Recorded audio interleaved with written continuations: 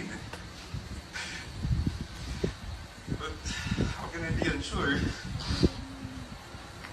if at this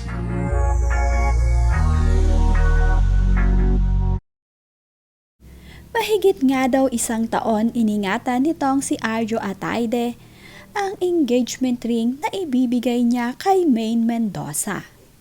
Hindi nga daw niya agad ito na ibigay kay Maine at hindi nga daw siya agad nakapag-propose dito dahil natapat na ikakasal na noon ang kapatid ni Maine Mendoza na si Colleen.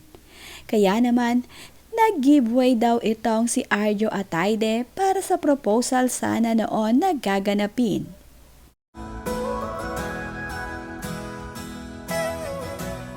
Ito nga ang proposal speech na sinabi nitong si Arjo kay Maine Mendoza. I was waiting for Colleen, Maine elder sister, to get married. But how could I be unsure if I've had this engagement ring for more than a year?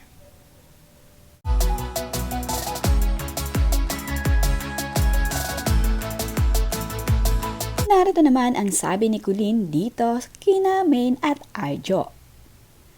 It's been a wild ride. Sabi nga nila, sa hinaba-haba ng prosesyon sa simbahan rin ang tuloy. Congratulations again at Maine Mendoza and Arjo Ataide. I am at peace knowing that you are marrying a good and very patient man. Requirement ata if you're marrying a Mendoza. Lol.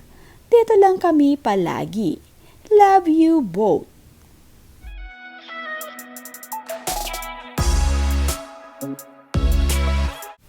Nagpasalamat naman itong si Maine sa kanyang nakakatandang kapatid. Thank you for always being there, bitch. Remember, walang magbabago kahit hindi na tayo magkasama sa kwarto. I love you. Nagpasalamat din itong si Arjo dito kay Colleen. Thank you for the help, Colleen. Thank you for everything. Ito naman ang venue kung saan gaganapin ang kanilang dinner matapos nga ang proposal nitong si Arjo kay Maine. Napakaganda nga ng pagkaka-set up ng venue kung saan magdi-dinner ang Mendoza family at Ataide family. Ngayon nga ang engaged na itong si Maine Mendoza at Arjo Ataide. Ang kanilang kasal naman ang kanilang aasikasuhin. Wala pa namang nabanggit kung kailan gaganapin ang kasal.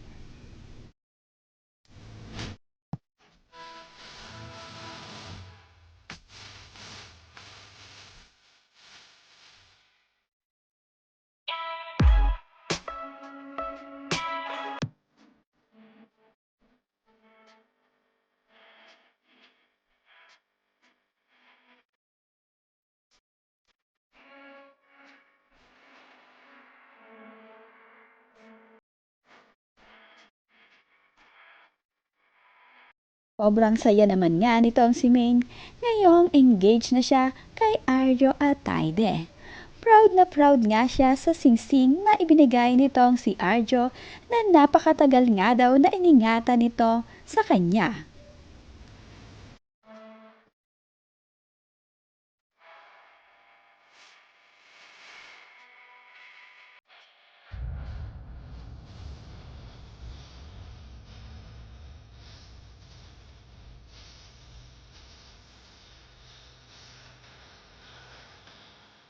Si Sylvia Sanchez naman ay napakasaya para sa kanyang anak na si Arjo at dito kay Maine. Ayon nga sa kanyang ibinahaging larawan nitong si Arjo at Maine ay, Happy morning mga anak ko. Ang saya-saya ng puso ko. Happy morning everyone.